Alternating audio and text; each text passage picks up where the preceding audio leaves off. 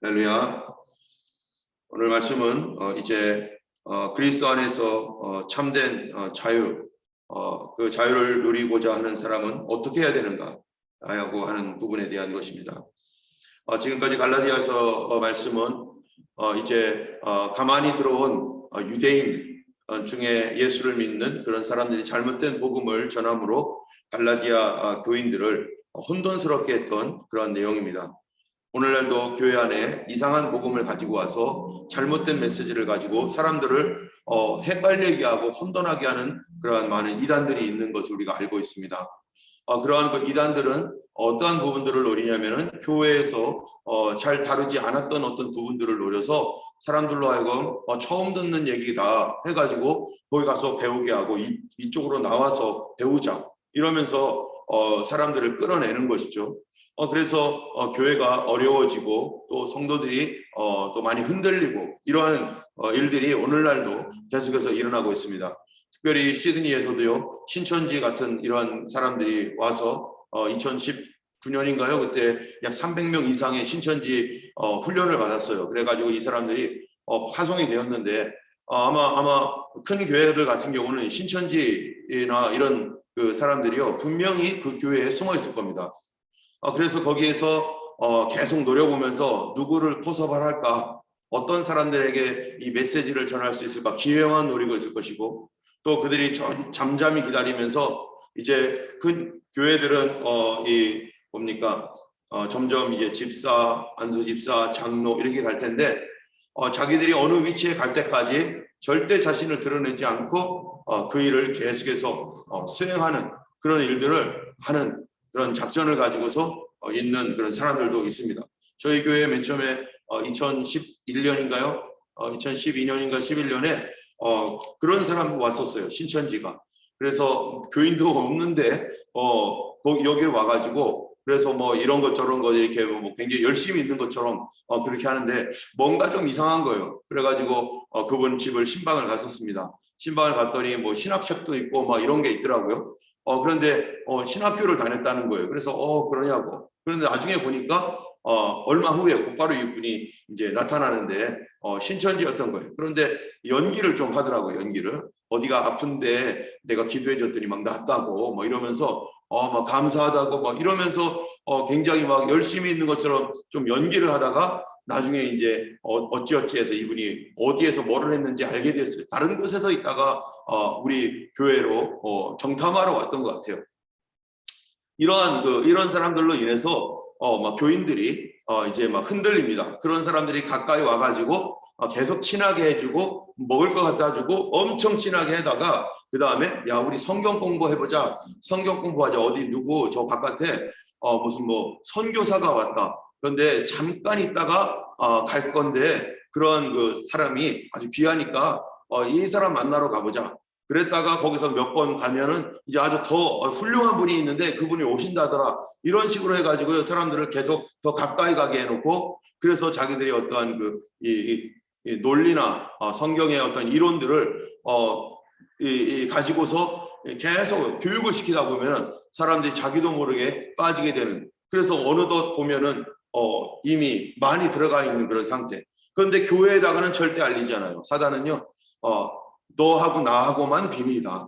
절대로 얘기하지 말아라. 여러분 이게 벌써 비정상적입니다.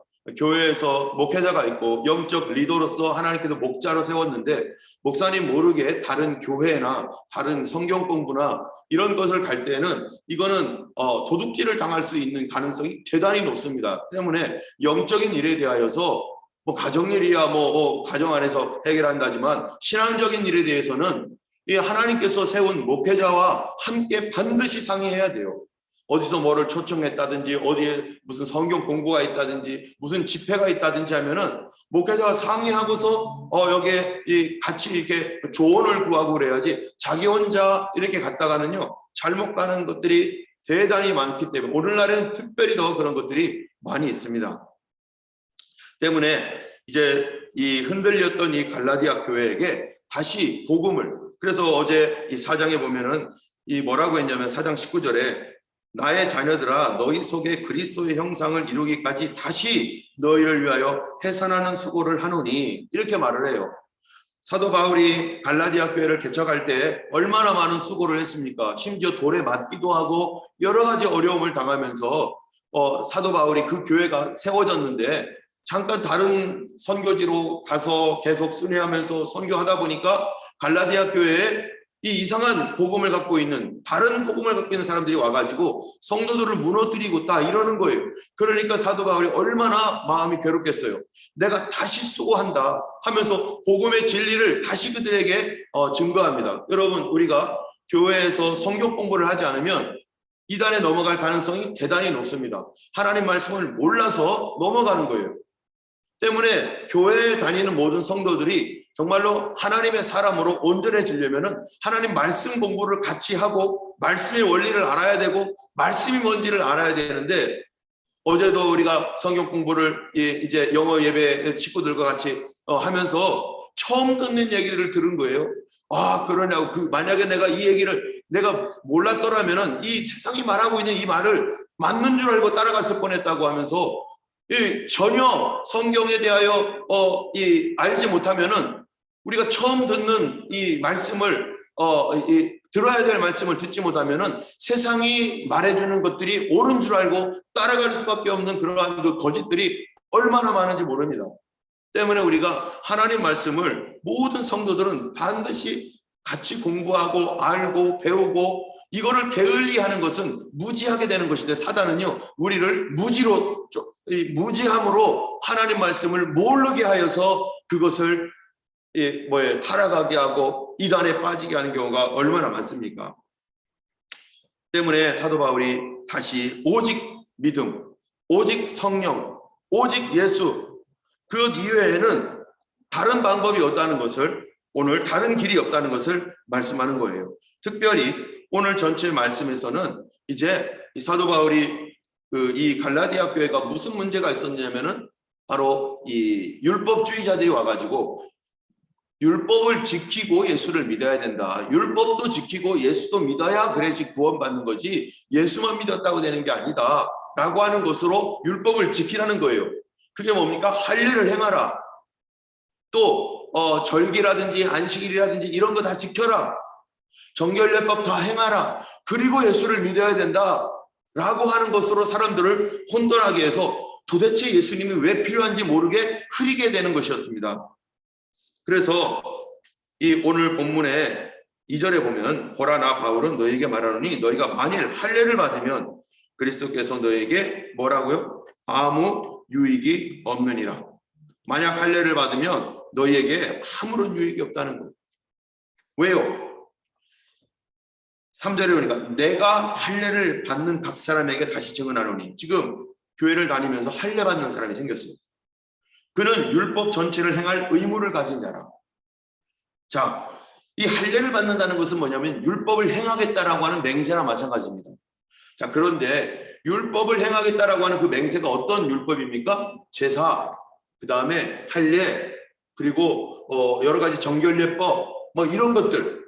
그런 것들은 사실 예수 그리스도 안에서 주님이 다 완성하신 일인데도 불구하고 그거를 지켜야 된다라고 하는 이러한 그 내용 때문에 사람들이 거짓 메시지를 전해서 할례를 받게 하는데, 이런 사람들이 어떤 거냐? 4절에 율법 안에서 의롭다함을 얻으려 하는 너희는 그리스도에게서 어떻게 된다고요? 끊어진다.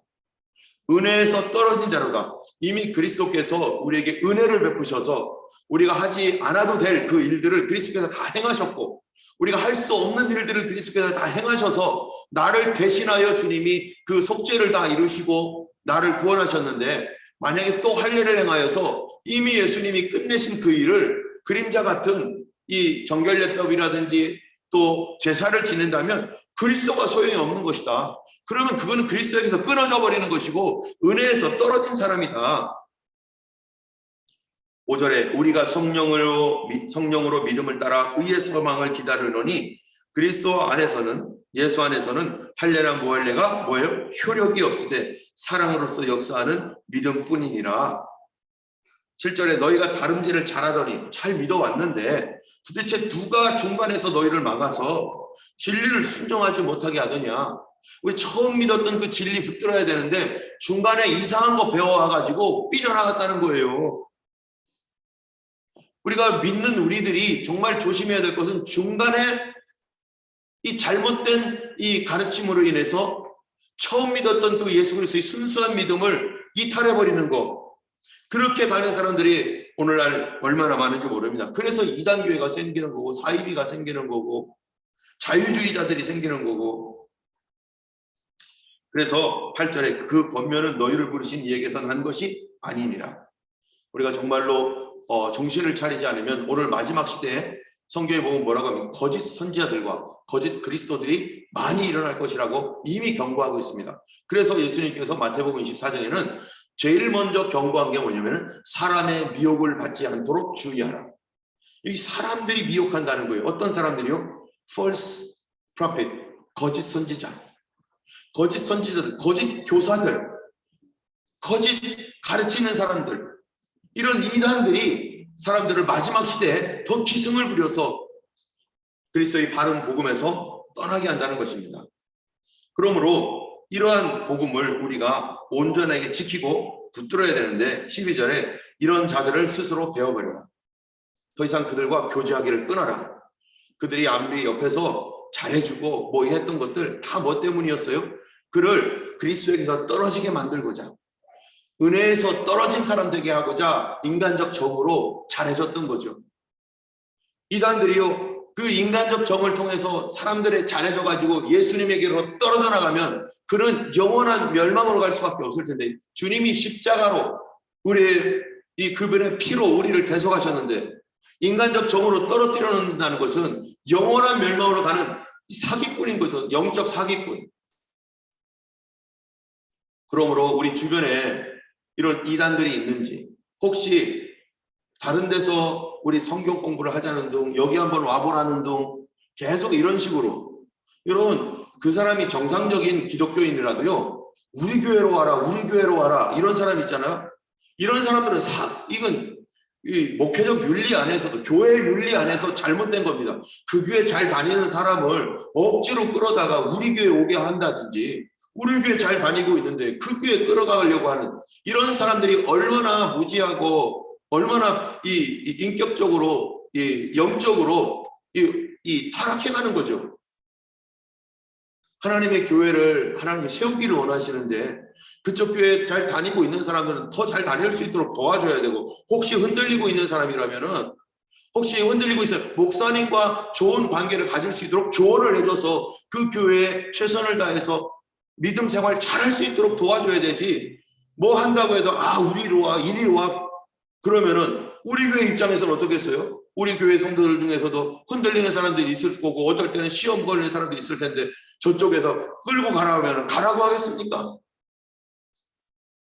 누구든지 저쪽에서 오거나 이쪽에서 가거나, 목회자는 마음이 너무 괴로워요. 거기가 온전한 교회, 정상적인 교회, 하나님 기뻐하시는 교회라면은 그 교회를 잘 다닐 수 있도록 그렇게 해야 되는데, 사기꾼들이나 이단들은 어떻게 해요? 이 멀쩡한 사람들까지 계속 여기가 더 좋아, 여기가 더 좋아, 계속 음해하고 거짓말하고 또 그 교회들을 계속 나쁜 말을 해가지고, 이 교회는 뭐가 나쁘고 뭐가 나쁘고 그 목사님은 뭐가 어쩌고 하면서요 계속 욕을 하는 거예요. 여러분, 이런 사람하고 사귀지도 말아야 돼요.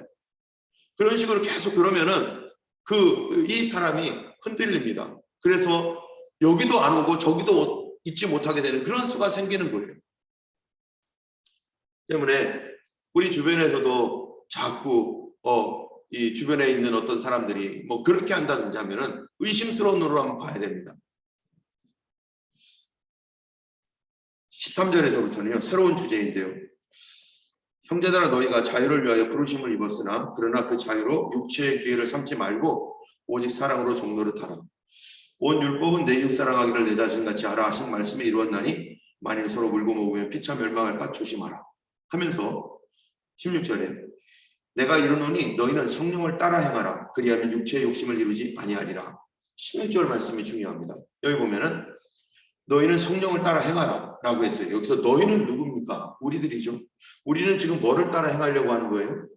갈라디아 교인들은 율법을 따라 행하려고 하는 거예요. 율법이 뭡니까? 제사 지내고 정결례법하고 코셔 음식 같은 거 먹고 예수를 믿음으로가 아니라 그런 율법을 행함으로 성령을 받으려고 하는 사람도 있고, 이런 건 있을 수가 없는 일인데 이 율법을 따라가려고 하는 거예요. 그런데 너희 율법 따라가지 말고 성령 따라가라. 자, 그러면은 여기서 한 가지 우리가 중요한 이 원리를 우리가 알게 됩니다. 그건 뭐냐면은, 왜 하나님은 구약시대 때 율법을 따라 행하라고 했는가, 이거예요. 왜 율법을 따라가야 됐습니까? 우리가 거룩하고 의롭고 선하지 못하기 때문에, 거룩하고 의롭고 선한 하나님의 자녀답게 살도록 하기 위해서.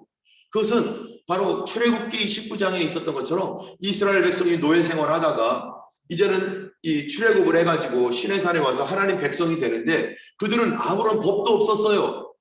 하나님의 백성으로 어떻게 사는지도 몰랐어요. 그래서 하나님께서 시내산에서 너희는 나의 백성이니까 나와 언약을 맺자. 그래가지고 하나님이 법을 준 게 뭡니까? 그게 율법이에요.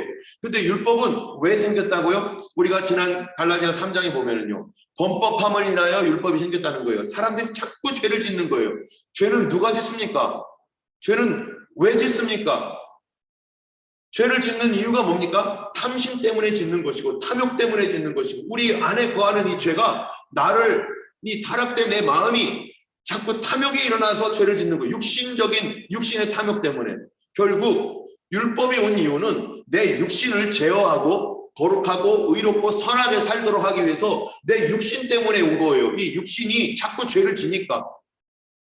그런데 율법으로 우리의 육신을 제어하려 하였지만, 이 우리 육신 안에 있는 육신의 마음, 육의 마음은 제어가 안 되는 거예요. 여전히 계속해서 이 거룩하지 못하고 의롭지 못하고 선하지 못한 나를 발견하게 되고, 몸은 율법이라는 것으로 제어해서 이런 거 하지 말아라, 저런 거 하지 말아라, 이런 거 잘못했을 때는 제사 드리고, 이 코셔 같은 거 먹고, 그다음에 정결하기 위해서 뭐는 하지 말고, 시체를 만지지 말고, 이런 여러 가지 그런 것들을 하지 말라라고 하는 그런 제약을 통해서 마음을 다스리려고 하지만 우리 마음의 근본적인 것은 나오지 않습니다. 그런데 이 율법으로부터 자유로워졌다는 거예요. 누가? 예수님께서 우리를 자유케 하셨다는 거예요. 그러면 율법으로부터 자유로우면 무슨 일이 생깁니까? 율법 지키지 말아야 되는 거죠. 율법을 지키면 안 되는 거예요. 그러면 그동안에 내 몸이 율법 때문에 그래도 내가 할 거 안 할 거 이런 거, 그 다음에 제사를 통해서 죄 용서함, 정결 예식을 통해서 그래도 정결함을 그래도 추구해왔던 그런 내가 율법이 사라지면, 그러면 나는 막 살아도 되나? 여러분, 막 살아도 되나요? 그 얘기가 아닙니다. 율법이 우리를 변화시키지 못한다.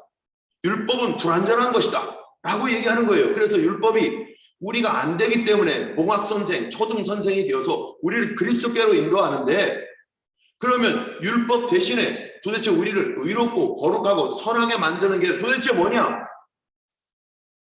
구약시대에는 율법이었는데 그게 도대체 뭡니까? 그게 바로 성령입니다. 우리가 율법으로도 안 되었고 율법으로 고쳐지지 않았던 우리 자신이 예수님 피로 말미암아서 그의 십자가를 믿음으로 우리가 구원을 받고, 그 자녀들에게 하나님의 성령을 보내주셔서 율법으로는 아버지라고도 부를 수 없었던 우리들에게 성령을 보내주셔서 너의 아버지야, 아버지라고 부를 수 있어 라고 성령께서 우리에게 가르쳐 주시는데, 성령은 무엇을 하시는 분이야? 내 심령을 의롭고 거룩하고 선하게 변화시키시는 분, 그분은 우리를 거듭나게 하시는 분, 예수 그리스도의 영과 하나 되게 하시는 분 때문에 우리 육체라고 하는 이 육체는 과거에는 율법에 의해서, 법에 의해서 다스려져서 법이 우리를 통제했지만, 그런데 그게 안 되었기 때문에 이제 우리가 그거를 깨닫고, 율법으로는 내가 온전해지지 못하는 거라는 걸 알게 되었기 때문에 이제 누구에게로 가는 거예요? 그리스도께 가는 거죠. 그리스도께서 믿는 자에게 율법을 걷어버리시고, 율법이 아니라 내가 진짜로 주려고 했던 것은 바로 성령이다. 그러므로 성도의 삶에 있어서 가장 핵심적인 삶이 뭡니까? 그거는요, 성령 충만한 삶입니다. 성령 충만하지 않으면 육체의 일을 따라갈 수밖에 없어요. 여러분, 율법이 우리를 지키려고 할 때, 율법 정신으로 충만했을 때 사람들은 나름대로 열심히 가보려고 하잖아요. 그게 안 되는 거를 우린 다 경험하게 되는 것이죠. 근데 이제 율법으로부터 자유롭게 되고 해방된 사람들은 과연 하나님이 하시는 일이 뭐냐? 율법이 사실은 성령의 그림자나 마찬가지였죠. 율법이 의롭고 선하고 거룩했기 때문에 성령은 진짜 우리를 의롭고 선하고 거룩하게 우리의 내면을, 심령을 그렇게 변화되고 거듭나게 만드시는 분이 바로 성령이어서 육체를 이기게 하시고 육체가 걸어가지 못하게 막 가고 있는 죄 속으로 가고 있는 우리를 성령께서 우리를 다스리시면 어떻게 되는 거예요? 그래서 16장 1절에 이 5장 16절에 내가 이르노니 너희는 성령을 따라 행하라. 그리하면 육체의 욕심을 이루지 아니하리라. 육체의 소욕은 성령을 거스리고 성령은 육체를 거스리나니 이 둘이 서로 대적함으로 너희가 원하는 것을 하지 못하게 하려니라. 옛날에는 어떻게 했어요? 구약 시대는 육체의 소욕은 율법을 거스리고 율법은 육체를 거스렸나니 이렇게 됐었어요. 그런데 율법은 부족한 거예요. 율법은 불가능한 거예요. 그래서 하나님께서 성령을 보내주신 거죠. 그래서 육체의 소욕은 이제는 성령 받은 사람은 성령을 육체가 거스리고 있고, 그러나 성령은 또한 육체를 거스려서 둘이 서로 대적함으로 너희가 원하는 것을 하지 못하게 한다. 18절에 너희가 만일 성령의 인도하시는 바가 되면 율법 아래 있지 아니하리라. 율법이 더 이상 필요 없는 거죠. 그러면 이런 육체를 제어하고 우리의 죄성을 우리 눌러서 하나님의 거룩한 사람으로, 하나님의 성령의 사람으로, 능력의 사람으로 만드는 것은 바로 성령님이시다. 그래서 무엇을 성령님께서 우리 안에서 태워버리시느냐? 19절에 육체의 일은 분명하니 곧 음행과 더러운 것과 호색하고 상숭배와 주술과 원수 맺는 것과 분쟁과 시기와 분쟁과 분냄과 당짓는 것과 분열함과 이단과 투기와 술취함과 방탕함과 또 그와 같은 것들을, 우리 이 죄성들을 성령의 불이 태우셔서 우리를 거룩, 사랑과 희락과 화평과 오래 참과 자비와 양선과 충성과 온유와 절제와 같은 이러한 거룩한 성품으로 주님께서 변화시키시는 것이죠. 우리가 예수를 믿으면서 힘든 게 육체와 육체의 죄의 정욕과 싸우는 거 아니겠어요? 이것을 얼만큼 성령에 충만한가? 내가 얼만큼 성령에, 사람들은 다 똑같은 거죠. 뭐 도토리 키재기입니다. 뭐 인격적으로 대단한 사람도 다 내면은 똑같아요. 그러나 결과적으로 우리 믿는 사람들에게 뭐가 중요하느냐? 얼만큼 성령의 충만함을 받고 있는가? 얼만큼 하나님의 영향력을 강하게 받고 있는가? 얼만큼 하나님의 은혜로 충만한가에 따라서 우리가 믿음에서 승리하기도 하고 그리스도의 거룩한 능력이 나타나기도 하고, 또는 계속해서 여전히 육체의 종이 돼서 질질 끌려다니면서 늘 마음에 괴롭기도 하고. 여러분, 우리의 믿음에 가장 중요한 것은 성령 충만입니다. 하나님은 성령의 충만함을 받으라 명령하셨습니다. 오늘도 우리가 하나님의 성령으로 충만하기를 원합니다. 하나님의 성령 충만을 구해야 됩니다. 그럴 때 하나님의 성령의 충만은 언제 어떻게 하는 겁니까? 기도함으로, 말씀과 기도로, 찬양으로 성령의 충만함이 임하는 것이죠. 내가 성령의 충만함을 만들어내는 게 아니죠. 하나님께서 우리에게 충만하게 하시는 것입니다. 그거는 간구하고 기도함으로, 하나님께 구함으로. 여러분, 오늘도 우리는 하나님께 구할 자격도 없는 사람이지만 구하라고 하나님 열어놓으셨고 명령하셨습니다. 우리가 성령의 사람, 성령의 불의 사람, 우리가 과거에 사도 바울 얼마나 위대한 일들을 하고 성령의 사람들이 어떤 역사가 일어났고 그들을 통해 얼마나 수많은 사람들이 구원받았습니까?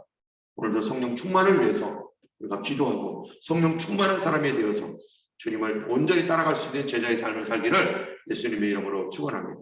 우리 함께 기도